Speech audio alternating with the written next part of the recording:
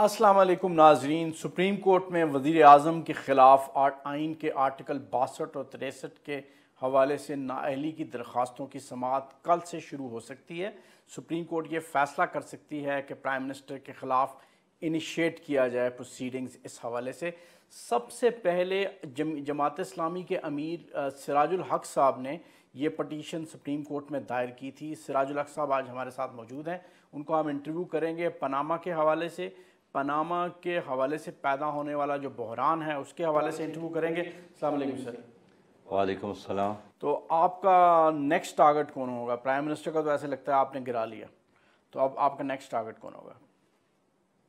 میرا مطالبہ تو یہی ہے کہ احتساب سب کا ہو، اور پہلے دن جب ہم عدالت میں گئے تھے تو اسی سلوگن، اسی نعرے اور اس ڈیمانڈ کے ساتھ اور امید کے ساتھ گئے تھے کہ عدالت احتساب بھی کرے، احتساب کا ایک نظام بھی بنا لے، اور پاناما اسکینڈل میں جو لوگ ملوث ہے، کسی بھی پارٹی سے ہے، کسی بھی شعبے سے ہے، اس میں بیوروکریٹ بھی ہے، اس میں سیاستدان بھی ہے، ان سب کا احتساب ہم چاہتے ہیں۔ اور آخری دن میں نے سپریم کورٹ میں یہی بات کہی ہے کہ ہم سب ابھی آپ کی عدالت میں ہیں اور آپ خدا کی عدالت میں ہیں، اس لیے اب سپریم کورٹ کے ججز صاحبان اللہ کی عدالت میں ہیں، اس لیے کہ بات تو 2+2=4 کی طرح بالکل صاف ہو گئی ہے۔ نہیں تو آپ کرپشن کے حوالے سے جو اکاؤنٹیبلٹی ہے اس کو ریسٹرکٹ کرنا چاہتے ہیں پاناما کے حوالے سے، یا اور بھی بہت سے لوگوں پہ بہت سے کرپشن کے ایلیگیشنز پاکستان کی سیاست میں موجود ہیں، آصف علی زرداری صاحب کے خلاف موجود ہیں، اور بے شمار پولیٹیکل لیڈرز جو ہیں ان کے خلاف کرپشن کے الزامات موجود ہیں، آپ سب کے خلاف اکاؤنٹیبلٹی ڈیمانڈ کر رہے ہیں یا اسپیسیفک پاناما کے حوالے سے اکاؤنٹیبلٹی ڈیمانڈ کر رہے ہیں؟ میں کہتا ہوں کہ پاکستان میں کوئی بھی مقدس گائے نہیں ہے، اور کوئی بھی احتساب سے اور قانون سے بالاتر نہیں ہے۔ ہر چیز کا ایک حد ہے، اور پاکستان میں جو کرپشن ہے، اداروں میں ہے، ایوانوں میں ہے، دفاتر میں ہے، سیاست میں بھی ہے، اور ہر ادارہ اس کی وجہ سے برباد ہے۔ اور آج اگر اب بیسے پاکستانی آپ مقروض ہیں، میں مقروض ہوں ورلڈ بینک کا، تو آپ نے تو کچھ لیا نہیں ہے لیکن مقروض تو ہیں، اور اب تو کیا آپ کے چھوٹے بچے بھی مقروض ہیں۔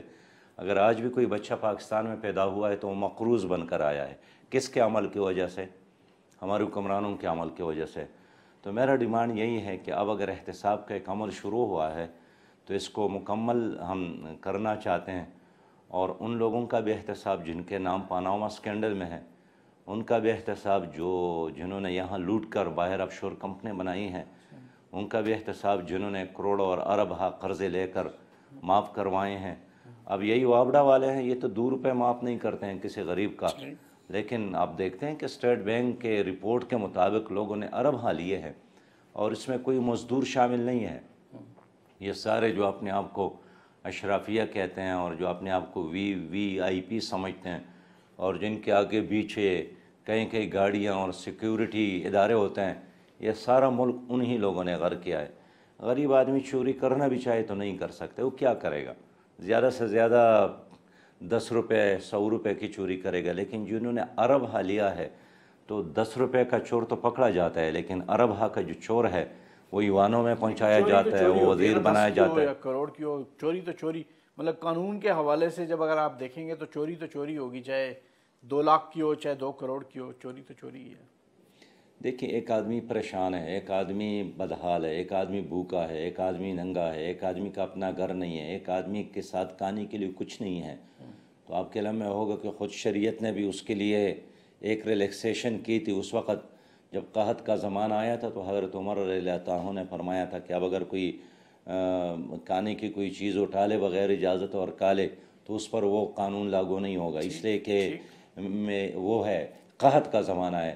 لیکن وہ لوگ جن کی ایک کوٹھی پاکستان میں ہے، ایک فرانس میں ہے، ایک ملیشیا میں ہے، ایک لندن میں ہے، ادھر مری میں ہے، ایبٹ آباد میں ہے، کراچی میں ہے، لاہور میں ہے، تو ایسے لوگوں کو پکڑنا میں سمجھتا ہوں یہ زمانے کا، حالات کا، پوری قوم کا مطالبہ اور تقاضا ہے۔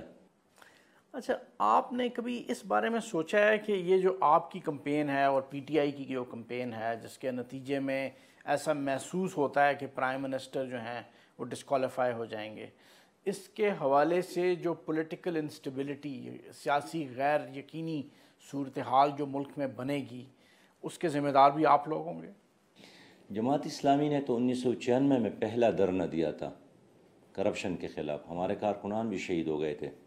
آپ کو یاد ہوگا جب قاضی حسین احمد صاحب پہ پولیس نے بڑی لاٹیاں برسائیں، راولپنڈی ظلم میں کیا، ہوا تھا میرا خیال ہے۔ بالکل راولپنڈی میں ہوا تھا۔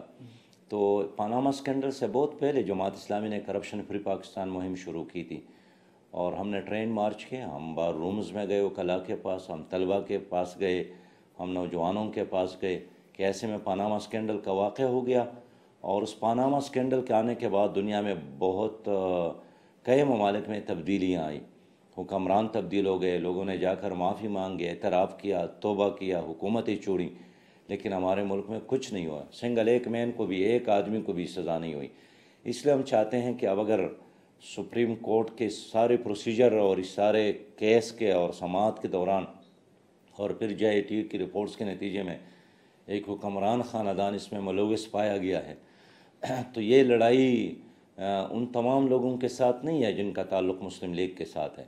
ہم تو چاہتے ہیں کہ وزیر اعظم اپنے کسی اور رشتہ دار کو وزیر اعظم بنا لے، کسی پارٹی ممبر کو بنا لے، چودھری نثار کو بنا لے، شیخ آفتاب کو بنا لے، حسن صاحب کو بنا لے، جس کو بھی بنا لے، اس لیے کہ ایک پارٹی میں اچھے اور برے لوگ ہیں۔ ہماری لڑائی بنیادی طور پر کرپشن کے خلاف ہے، بیمار کے اس بیماری کے خلاف ہے، تو اس کے زد میں جو بھی آتا ہے ایکس وائی زیڈ وہ سب قابل احتساب ہے، اور ہم چاہتے ہیں کہ ان کا احتساب ہو۔ میں جس پولیٹیکل انسٹیبلٹی کی بات کر رہا ہوں وہ شاید اس سے زیادہ بڑے پیمانے پہ شاید یہاں پر برپا ہونے والی ہے۔ مطلب یہ کیا سارائیاں ہو رہی ہیں، پولیٹیکل اینالسٹ، سیاسی تجزیہ نگار بات کر رہے ہیں کہ شاید کوئی بہت بڑے پیمانے پر غیر یقینی صورتحال، پولیٹیکل انسٹیبلٹی ملک میں آنے والی ہے۔ آپ اس کے لیے تیار ہیں؟ نہیں، میں سمجھتا ہوں کہ اس طرح نہیں ہوگا کہ ہماری سیاست ختم ہو گئی ہے، جمہوریت ختم ہو گیا۔ اب پاکستان ویسا نہیں ہے۔ اگر ایک آدمی نے غلط کام کیا اور اس کو سزا مل جاتی ہے تو کیا اس سے سیاست اور جمہوریت اور آئین کا خاتمہ ہوگا؟ نہیں، ہم چاہتے ہیں کہ سسٹم جاری رہے۔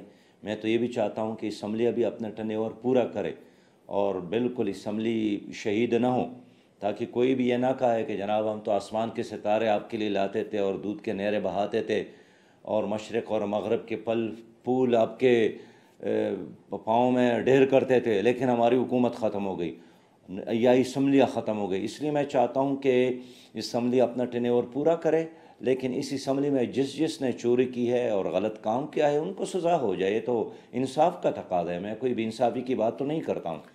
آپ سمجھتے ہیں فرض کریں پرائم منسٹر اسمبلی سے اپنے عہدے سے استعفیٰ نہیں دیتے اور ان اپنی پارٹی کو موبلائز کرتے ہیں، آپ سمجھتے ہیں کہ آپ کی پی ٹی آئی کی پارٹی ورکرز اور مسلم لیگ کے پارٹی ورکرز کا کنفرنٹیشن سٹریٹس میں، گلیوں بازاروں میں ہو سکتا ہے؟ اس کا خطرہ موجود ہے، آپ سمجھتے ہیں کہ میں نہیں؟ نہیں سمجھتا ہوں۔ دیکھیے، ایک سیاسی ورکر ہونے کے ناطے میں یہی کہوں گا کہ ایک حکومت کو کیا پڑی ہے کہ وہ جلسہ کرے یا جلوس کرے؟ حکومت وہ کس سے مطالبہ کر رہے ہیں؟ میرا تو ایک ڈیمانڈ ہے کہ جس کا نام پاناما اسکینڈل میں ہے، جس کا نام آف شور کمپنیوں میں ہے، جنہوں نے اسٹیٹ بینک کو لوٹا ہے، وابڈا کو لوٹا ہے، پی ٹی سی ایل کو لوٹا ہے، ریلوے کو لوٹا ہے، ہمارے اداروں کو لوٹا ہے، کارخانوں کو لوٹا ہے، ان کا احتساب ہو، تو مسلم لیگ کا ورکر کس سے مطالبہ کرتا ہے؟ اس لیے مسلم لیگ کا ورکر تو خود آگے بڑھ کر اپنی قیادت کا احتساب کرنا چاہیے کہ آپ حساب کتاب دے، آپ جواب دے۔ آپ سمجھتے ہیں کہ نواز شریف بغیر کسی ہل جل کے سرنڈر کر دے گا اپنی پرائم منسٹرشپ؟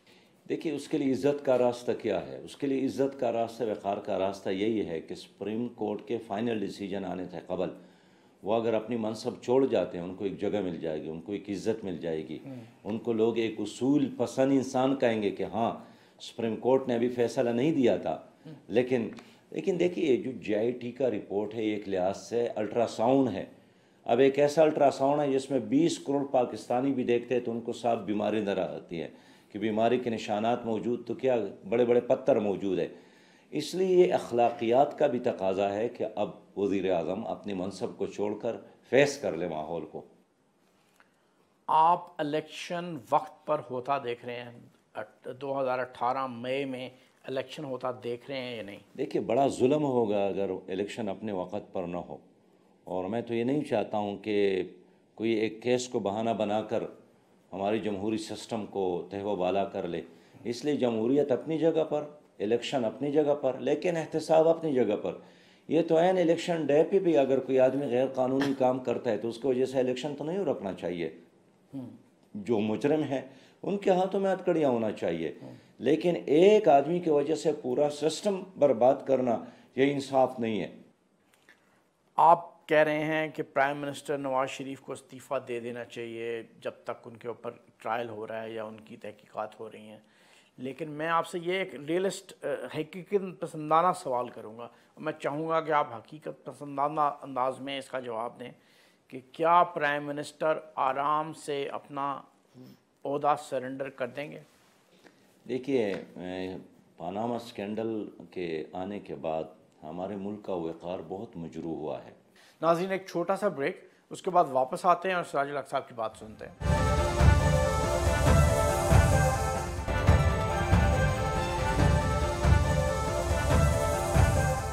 ویلکم بیک ناظرین. جی سراج الحق صاحب. میں عرض یہ کرنا چاہتا تھا کہ باہر کی میڈیا میں روز خبریں لگتی ہیں کہ وزیر اعظم کے حوالے سے آج سپریم کورٹ میں جا رہے ہیں، آج ان کا بیٹا سپریم کورٹ میں جا رہا ہے، آج ان کا بھائی سپریم کورٹ میں جا رہا ہے. 6 ریاستی اداروں نے مل کر ان کے بارے میں رپورٹ دی ہے کہ وہ اس کام میں ملوث ہے.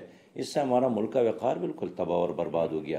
اب دیکھنا یہ ہے کہ وقار کس طرح اس ملک کا بحال ہوگا. اس کے لیے ایک ہی راستہ ہے کہ اسمبلیاں اپنی مدت پوری کرے اور جو وزیر اعظم ہے وہ اپنے آپ کو پیش کر لے، اس لیے کہ اس نے خود اسمبلی فلور پہ کہا تھا کہ یہ میرے آمدن کے ذرائع ہیں اور یہ میرا سزاجات ہے. اب سپریم کورٹ میں ان کے وکیل نے خود کہا تھا کہ وہ ایک سیاسی بیان تھا. اب اس کے بارے میں 2 ججز نے کہا کہ یہ 62 اور 63 پر پورا نہیں اترتے ہیں، یہ امین اور صادق نہیں رہے. اب جے ٹی نے مکمل الٹرا ساؤنڈ کر کے اس 2 ججز کے فیصلے کو سپورٹ کیا ہے، ایک لحاظ سے ان کی توثیق کی ہے. اس کے بعد اگر ایک آدمی پھر بھی کہتا ہے کہ نہیں میں نہ مانوں، میں تو وزیر اعظم رہوں گا، برا ہوں یا اچھا ہوں، چور ہوں یا نہیں ہوں، مجھے آپ برداشت کرے، تو میرے خیال میں آپ جو بار بار پوچھتے ہیں نا جی کہ مسلم لیگ کے کارکن احتجاج کریں، میرا خیال نہیں ہے کہ اس کے لیے کوئی احتجاج ہوگا. ماضی میں بھی اسی طرح ان کی حکومت ختم ہوئی، وہ باہر بھی گئے، لیکن آپ کے علم میں ہے سوائے چند لوگوں کی کسی نے اس کے لیے احتجاج تو نہیں کیا. اس کا کلچر یہ نہیں ہے. قربانیاں دینا، لاٹیاں برداشت کرنا، یہ ان کا کلچر نہیں ہے. اور پھر ایسے کیس میں کہ اگر عدالت خود ان کے بارے میں کہیں کہ جناب یہ آدمی اس اسکینڈل میں ملوث ہے، اس پہ تو گھر سے باہر نہ نکلنے کا اخلاقی جواز کیا ہے؟ اچھا، میں آپ سے یہ پوچھنا تھا، ایک جج نے یہ جب ہیئرنگ ہو رہی تھی پاناما کی تو ایک جج صاحب نے یہ بھی کہا تھا کہ سراج الحق صاحب کے علاوہ کوئی بھی 62 اور 63 پر پورا نہیں اترتا، پوری پارلیمنٹ خالی ہو جائے گی، سراج الحق صاحب کے علاوہ کوئی پارلیمنٹ میں باقی نہیں رہ سکے گا. یہ ایک جج کی آبزرویشن تھی اس پاناما کیس کی ہیئرنگ کے دوران. میں جاننا یہ چاہ رہا ہوں کہ اگر یہ پرائم منسٹر 62-63 کے تحت ڈسکوالیفائی ہو جاتے ہیں تو یہ سلسلہ رکے گا کہاں جا کے؟ کتنے لوگ اور ڈسکوالیفائی کرائیں گے؟ نہیں رکنا چاہیے نا جی. کیا یہ ضروری ہے کہ بس ایک آدمی کا احتساب ہو اور آپ یہ کہیں کہ جناب پورا استبل خراب ہے تو مزید نہ کھولا جائے؟ میں تو یہی چاہتا ہوں کہ ایک میکینزم بنایا جائے اور سب سے پہلے سراج الحق اس میں پیش ہوگا. لیکن میں چاہتا ہوں نا کہ احتساب سب کا ہو، یہ بھی انصافی ہے. اگر میں کہوں کہ نہیں ایک آدمی کا احتساب ہو اور باقی چور، لٹیرے، ڈاکو جیسا بھی ہے اس کو رہنے دیا جائے. ہمارا ملک اگر آپ چاہتے کہ ہم ترقی کریں، اور ہمارے ہوتے ہوئے کئی ممالک نے ترقی کی ہے، تو اس کی بنیادی وجہ یہ ہے کہ انہوں نے احتساب کیا. میں چائنا گیا تھا اور وہاں کمیونسٹ پارٹی کے مرکزی ہیڈ کوارٹر میں گیا. وہاں ان کی جو فاؤنڈر ارکان تھے جنہوں نے کمیونسٹ پارٹی کی بنیاد ڈالی تھی، ان تمام کی تصاویر لگی تھی.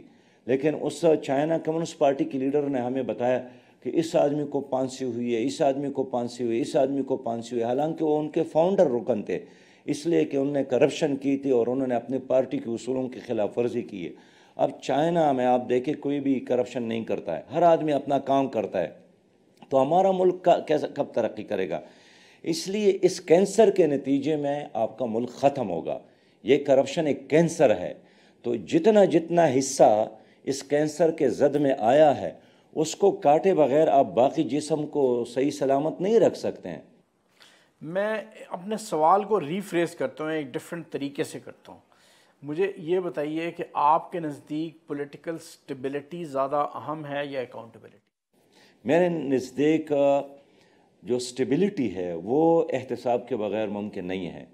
آپ دیکھیے، آپ اگر آپ کے اینٹی کچی ہوں نا جی، اور آپ اس پر ایک مضبوط عمارت تعمیر کرنا چاہے تو کرنے کے بعد وہ دوبارہ عمارت گر جائے گی.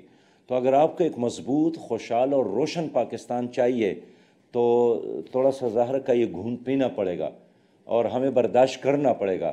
اور یہ جماعت اسلامی کا مسئلہ نہیں ہے. میں ان تمام سیاسی ورکر سے اپیل کرتا ہوں جو بے شک غریب ضرور ہے لیکن پاکستان کو خوشحال دیکھنا چاہتے ہیں کہ آؤ مل کر اس احتساب کی مومنٹ کو نتیجہ خیز بنا دے.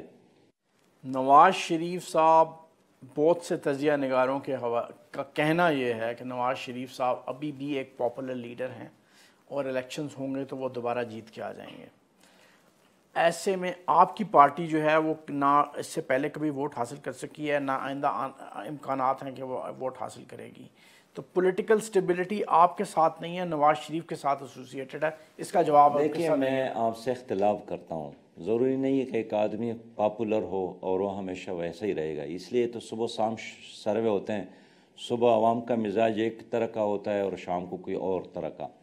ہمارے ملک میں بہت سارے سیاسی واقعات کی وجہ سے لوگوں کے رجحانات تبدیل ہوتے ہیں.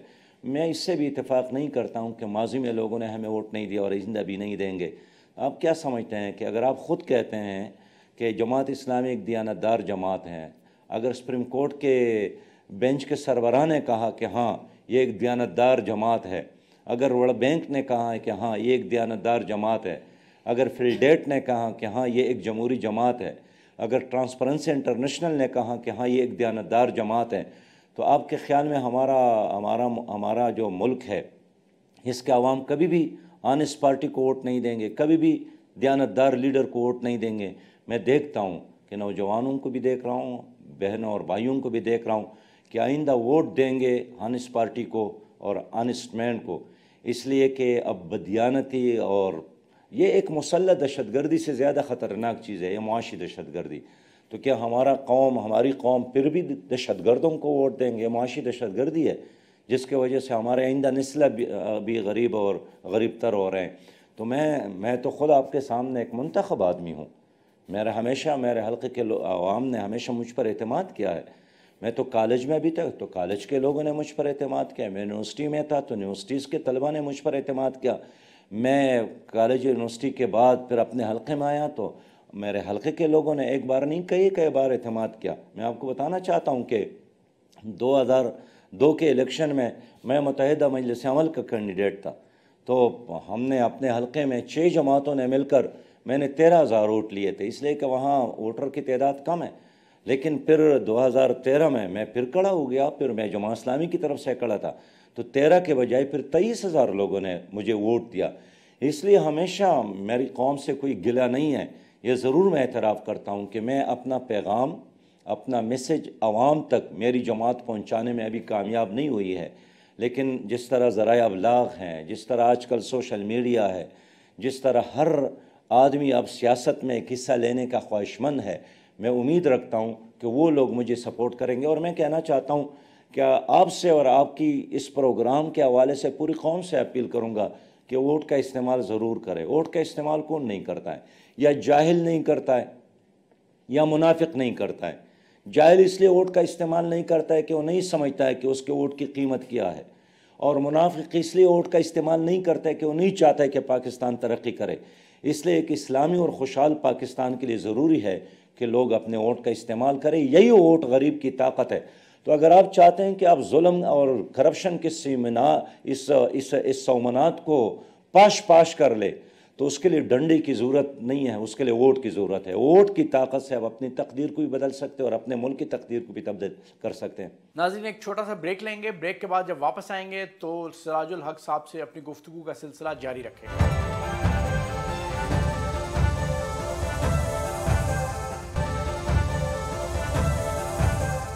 جی ویلکم بیک ناظرین. بہت سے لوگ اب کھل کے یہ بات کر رہے ہیں کہ اکاؤنٹیبلٹی پر بہت زیادہ اصرار بڑا ہی نازک قسم کا پولیٹیکل پروسیس پاکستان میں ہے. یہ نازک پولیٹیکل پروسیس اکاؤنٹیبلٹی پر بہت زیادہ اصرار سے ڈسرپٹ ہو سکتا ہے، انتشار کا شکار ہو سکتا ہے. آپ اس پہ کامنٹ کریں. میں سمجھتا ہوں کہ اگر ایسا ہی پھر نیب کو ختم کر لیں، پھر ایف آئی اے کو بھی ختم کر لیں. اگر آپ کو انصاف نہیں چاہیے تو پھر عدالتوں کو تالے لگا دے. تو اتنے بڑے ادارے موجود ہیں، تو کیا یہ شو پیس ہے جس پر کروڑ ہاں نہیں ارب ہاں حکومت خرچ کرتی ہے؟ یہ تو ہے اس لیے کہ جو بھی چوری کرے اس کو پکڑے. تو میں سمجھتا ہوں کہ کرپشن کے ساتھ مصالحت کرنا، چوری کے ساتھ مصالحت کرنا، یہ ایک بربادی اور تباہی کی علامت ہے. ہم ایک زندہ قوم ہے، بیدار قوم ہے، غیرت مند قوم ہے، ہمیں نہیں ڈرنا چاہیے. اگر 20 کروڑ عوام کے لیے 5-6 ہزار لوگوں کا احتساب اور ان کے ہاتھوں میں ہتھکڑیاں اور ان کو اڈیالہ جیل میں جانا پڑے، میرے خیال میں یہ کوئی مہنگا سودا نہیں ہے ہمارے لیے، ہماری قوم کے لیے. ٹھیک. اچھا یہ فرمائیے گا کہ ایک اور سوال میں آپ سے کرنا چاہ رہا تھا، وہ یہ تھا کہ عام طور پر جماعت اسلامی یہ بات کر رہی ہوتی ہے کہ پاکستان کے خلاف کوئی بین الاقوامی سازش ہو رہی ہے، کوئی یہودی، کوئی ہنود، کوئی عیسائی سازش کر رہے ہیں. اس وقت سٹنگ گورنمنٹ، آپ کے جو پولیٹیکل اوپوننٹس ہیں، government is your political opponent, government یہ کہہ رہی ہے کہ انٹرنیشنل کانسپریسی ہو رہی ہے اور یہ لوگ جو اس وقت پاناما کے حوالے سے بہت زیادہ اصرار کر رہے ہیں، یہ دراصل اہلکار ہیں بین الاقوامی سازش کے. آپ کی اس پہ کیا کامنٹ؟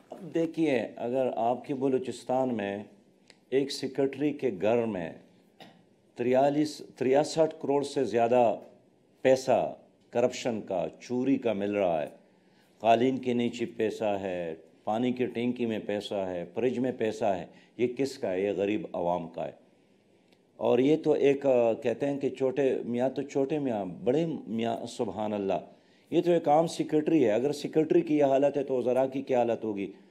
اس لیے میں سمجھتا ہوں کہ سازش وہ نہیں ہے جو باہر کے لوگ کرتے ہیں. ظاہر ہے انڈیا کو، انڈیا سے ہم کیا گلہ کریں؟ نہیں، وہ اسپیسیفکلی بات کرتے ہیں کہ یہ چیزیں ہیں جس کی وجہ سے ایک بین امریکہ، الاقوامی دیکھیے اگر سازش ہو رہی ایک تو ہے. جو سازشیں کر رہے ہیں ان کا نام ہمیں بتائے جائیں تاکہ ہم اس کو جواب دیں. امریکہ اگر کر رہے ہیں تو ان سے تو آپ کی دوستی ہے. اگر انڈیا کر رہا ہے تو وہ تو آپ کے دوست ہیں، ان کو بلا رہے ہیں، ساڑیاں دے رہے ہیں، ہم کھلا رہے ہیں، ان کے کہنے پر ادھر جا رہے ہیں. کون پھر سازش کر رہا ہے؟ اس لیے اس گھر کو آگ لگ گئی گھر کی چراغ سے، آستین کے سانپوں سے جو خطرہ ہے. اس لیے میں آسان الفاظ میں کہوں گا کہ جس طرح مسلح دہشت گرد ہے نا، اسی طرح معاشی دہشت گرد ہمارے لیے خطرناک ہے. کچھ دہشت گرد اگر غاروں میں ہے تو اسی طرح دہشت گرد اگر ایوانوں میں ہے، دفاتر میں ہے، اداروں میں ہے، تو ان سب کا مقابلہ کرنا وقت کا تقاضا ہے. تو ہمیں اس طرح ڈرانے سے کہ جناب اگر آپ نے میرا احتساب کیا تو اس کا مطلب یہی ہے کہ آپ دشمن کے ہاتھوں میں کھیل رہے ہیں، میں اس منطق کو نہ مانتا ہوں، نہ جانتا ہوں، نہ عقل کو اپیل کرنے والی چیز ہے. آپ کے جو الائز ہیں پی ٹی آئی، وہ تو یہ ڈیمانڈ کر رہے ہیں کہ ارلی الیکشنز کروا لیے جائیں، اس کے بعد الیکشن اسمبلی ڈیزالو ہو جائے اور نئے الیکشنز کی تاریخ دے دی جائے جلدی. آپ کا کیا ڈیمانڈ ہے؟ کیا آپ اس اسمبلیوں کو کنٹینیو رکھنا چاہتے ہیں یا ارلی الیکشنز چاہتے ہیں؟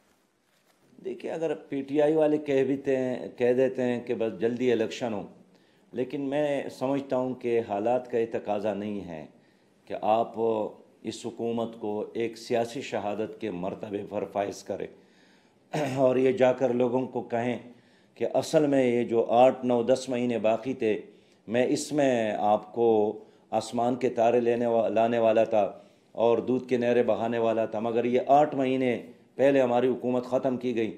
اس لیے میں چاہتا ہوں کہ جس آدمی پر الزام ہے اس کا احتساب ہو، جس پر الزام نہیں ہے تو ایک کہ جرم میں کسی اور کو ختم کرنا، کسی اور کو اسمبلی سے باہر نکالنا یا چاروں اسمبلیوں کو ختم کرنا، میں اس کو مناسب نہیں سمجھتا ہوں ایک پولیٹیکل ورکر کی حیثیت سے. اس سے میں چاہتا ہوں کہ 4 6 مہینے 10 مہینے اگر باقی یہ بھی مکمل کر لیں، لیکن احتساب کا عمل جاری رہے. اور میں چاہتا ہوں کہ جمہوریت اپنی جگہ پر مضبوط ہو اور احتساب اپنی جگہ پر چلے. اچھا، اس پہ بات جاری رکھیں گے. ایک اور بات بھی آپ سے کریں گے کہ جماعت اسلامی کا اس وقت اس پولیٹیکل سسٹم میں رول کیا ہے، کیا رول بنتا ہے آئندہ آنے والے دنوں میں؟ آپ اپنا کیا رول دیکھتے ہیں پولیٹیکل سسٹم میں؟ الیکشن میں کس طرح پرفارم کریں گے؟ یہ ساری باتیں کریں گے ناظرین ایک چھوٹے سے بریک کے بعد۔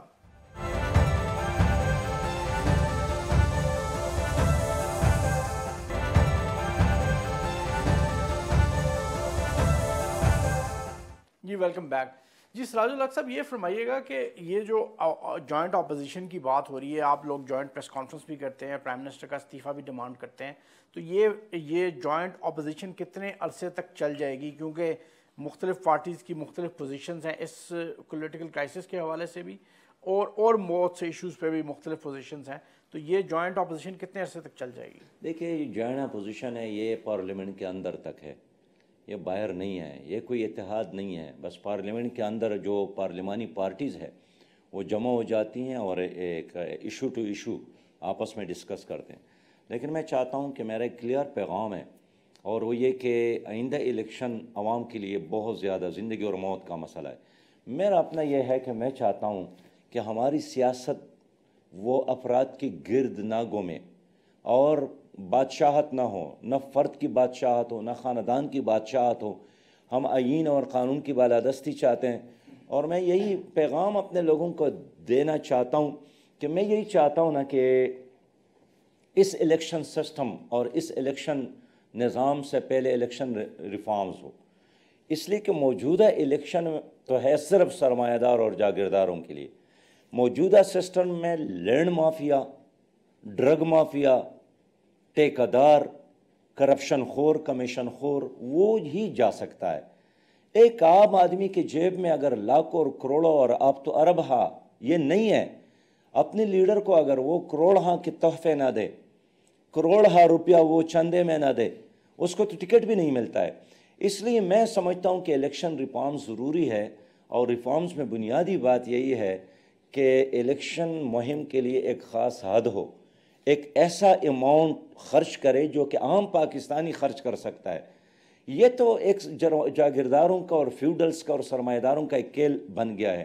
اس لیے میں چاہوں گا کہ آئندہ الیکشن سے قبل الیکشن ریفارمز میں یہ ضروری ہے کہ جو آدمی اپنی بیٹی سے، اپنی بہن سے ایک سرٹیفکیٹ الیکشن کمیشن کو پیش نہ کرے، جس طرح یوٹیلیٹی بلز کا وہ پیش کرتے ہیں کہ میں نے ادا کیا ہے، کہ اس آدمی نے اپنی بہن کو جائیداد میں حق دیا ہے، اس آدمی نے اپنی بیوی کو اور اپنی بیٹی کو حق دیا ہے جو اللہ اور اللہ کے رسول نے اس کو جائیداد میں دیا ہے۔ اگر یہ اپنے بیٹی اور بہن کے ساتھ بے وفائی اور غداری کرتا ہے اور چلول کرتا ہے، یہ قوم کے ساتھ بھی کبھی وفاداری نہیں کر سکتا ہے۔ میں چاہوں گا کہ آئندہ الیکشن سے قبل الیکشن کمیشن یہ یقینی بنا لے کہ اس کی نگرانی میں پارٹیوں کے اندر الیکشن ہو، کہ جو پارٹی اپنے اندر الیکشن کرنے کا وہ نہیں رکھتی ہے، یقین نہیں رکھتی ہے، اس کو الیکشن میں جانے کی اجازت نہیں ہونی چاہیے۔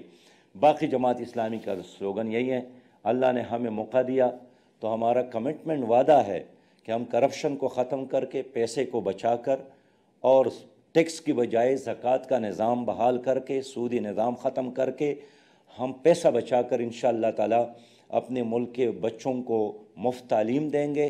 ہر پاکستانی کا یہ حق ہے، اور یہ میری بات نہیں ہے، آئین آرٹیکل 38 کا تقاضا ہے، ہر انسان کو شیلٹر دینا، اس لیے کہ مکان سب کا حق ہے۔ ہر غریب آدمی کو علاج کی سہولیات مہیا کرنا یہ ریاستی ہر باشندے کا حق ہے۔ اقلیتوں کو تحفظ دینا، بے روزگاروں کو روزگار دینا، اور جس طرح باقی ممالک میں جب تک روزگار نہ ملے ایک بے روزگاری الاؤنس دیا جاتا ہے، تاکہ ایک بچہ، ایک نوجوان ڈگری کے باوجود نہ خودکشی کرنے پر مجبور ہو، اور نہ راتوں کو گھر سے باہر جا کر ڈاکہ مارے اور لوٹ مار کرے۔ میں یہی چاہتا ہوں کہ امن ملے تمہارے بچے کو، اور انصاف ملے، چاندی جیسا دودھ ملے اور پانی صاف ملے۔ اب نہ پانی صاف ملتا ہے، نہ دودھ خالص ملتا ہے، نہ عدالتوں میں انصاف ملتا ہے، اور امن تو آپ جانتے ہیں کہ بڑوں کے لیے ہے، عام لوگوں کے لیے نہیں ہے۔ آپ نے الیکشن مینیفیسٹو اپنا پورا اناؤنس کر دیا، میں صرف یہ جاننا چاہ رہا تھا کہ آپ جس الیکشن ریفارمز کی بات کر رہے ہیں وہ تو سٹیبلٹی ڈیمانڈ کرتے ہیں، کیونکہ قانون سازی کے لیے سٹیبلٹی ہونی چاہیے، کوئی کنفرنٹیشن، لڑائی جھگڑا، گلیوں بازاروں میں لڑائی جھگڑا یہ ہوگا تو نہ الیکشن ریفارمز ہو سکیں گے، نہ ہی قانون سازی ہو سکے گی. آپ کی اس پہ کیا رائے ہے؟ دیکھیے گزشتہ دھرنا جب لوگوں نے دیا تھا تو دھرنے کے اختتام پر اسی حکومت نے ہمارے ساتھ وعدہ کیا تھا کہ ہم الیکشن ریفارمز کریں گے، لیکن نہیں کر سکی. اسی حکومت نے وعدہ کیا تھا کہ ہم قبائلی عوام کو ان کا حق دیں گے اور وہاں ریفارمز لائیں گے، لیکن نہیں کر سکی. تو اس لیے اس کا حل تو یہ نہیں ہے کہ ہم خاموش رہیں اور ہم کرپشن کے خلاف بات نہ کریں. ہم نے کون سا کسی کو تپڑ دیا ہے؟ نہ اس کے ہم قائل ہیں، نہ چوکوں اور چوراہوں میں ڈنڈے اٹھائے ہیں، نہ اس کے ہم قائل ہیں. ہم ایک پرامن جدوجہد کرنے کی بات کرتے ہیں اور یہ ہمارا حق ہے، یہ تو آپ ہم سے نہ لیں. اچھا، جماعت اسلامی کے رول کے حوالے سے میں 2-3 سوال، کم وقت ہمارے پاس رہ گیا ہے، میں کرنا چاہوں گا. یہ بتائیے گا کہ جماعت اسلامی کا رول اب ایک تحریک کے طور پہ شروع ہوئی تھی، کہ ایک نظریاتی تحریک کے طور پر شروع ہوئی تھی جماعت اسلامی. اب صورتحال یہ بن گئی ہے کہ جماعت اسلامی کو ووٹ بھی نہیں پڑتا اور پارلیمنٹ میں اس کی جو پریزنس ہے وہ بھی تقریباً نان ایگزسٹنٹ ہے، بالکل نہیں ہے. دیکھیے آپ کیا رول دیکھتے ہیں پیارے بھائی پارلیمنٹ میں اور پارلیمنٹ سے باہر جماعت اسلامی میں کے؟ آئندہ الیکشن کے لیے کلین لوگوں کو اکٹھا کروں گا اور ایسے لوگوں کو ٹکٹ دوں گا جو صلاحیت بھی رکھتا ہو اور جو پاک دامن بھی ہو، جو جذبہ بھی رکھتا ہوں اپنے لیے نہیں، قوم اور ملک کے لیے خدمت کرنے کا. میرا یقین ہے کہ لوگ کلین لوگوں کو ووٹ دیں گے. ابھی جو موجودہ اسمبلی ہے اس کے بارے میں تو سروے آپ کو بھی معلوم ہے، فل ڈیٹ نے سروے کیا ہے کہ جو 345 کے اس ایوان میں 10 ٹاپ کے لوگ ہیں، انہیں 10 ممبران ایسے جن کی کارکردگی سب سے اچھی ہے. ان 10 ممبران میں 4 جماعت اسلامی کے ہیں. آپ خود اندازہ کریں کہ 10 ٹاپ کے ممبران میں جن کی کارکردگی اچھی ہے اس میں 4 جماعت اسلامی کی ہے. تو اگر دیانتدار بھی ہم ہیں، کارکردگی بھی ہماری اچھی ہے، خدمت بھی ہم اچھے کر سکتے ہیں، باصلاحیت بھی ہے، تو پھر میری قوم ضرور مجھے اس میں ہمیں سپورٹ کرے گی. اور اگر آپ حق چاہتے ہیں نا جی، مزدور حق چاہتا ہے، کسان حق چاہتا ہے، نوجوان حق چاہتا ہے، تو آپ کو حق تب ملے گا جب آپ حق کا ساتھ دیں. الیکشن الائنس کسی کے ساتھ دیکھ رہے ہیں 2018 کے انتخابات سے پہلے؟ Peoples party, P T I, P M L N کے ساتھ تو میرا خیال ہے انتخابی اتحاد اب آپ کا ممکن نہیں رہا. تو پیپلز پارٹی یا پی ٹی آئی کے ساتھ کوئی انتخابی اتحاد دیکھ رہے ہیں آپ؟ دیکھیے میں کلین لوگوں کو اکٹھا کرنا چاہتا ہوں، اگرچہ ان کا تعلق جماعت اسلامی کے ساتھ رکن کی طور پر نہ بھی ہو، کارکن نہ بھی ہو، لیکن اگر ان کا دامن صاف ہے اور وہ اسلام اور پاکستان اور نظریہ پاکستان پر یقین رکھتا ہے، میں چاہوں گا کہ میں ان کو ساتھ لے لوں. باقی پارٹیوں کے ساتھ میں کبھی بھی اس طرح پارٹی سے اتحاد نہیں کروں گا جس کے ٹھوکری میں ایسے لوگ ہیں جن سے قوم نجات چاہتی ہے، جن کے خلاف قوم نے اتنی بڑی احتجاج کی ہے. اس لیے یہ کہنا قبل از وقت ہے، لیکن میں ضرور یہ چاہتا ہوں کہ اس وقت ان تمام لوگوں کو ہم اکٹھا کریں جو نظریہ پاکستان کے حامی ہیں.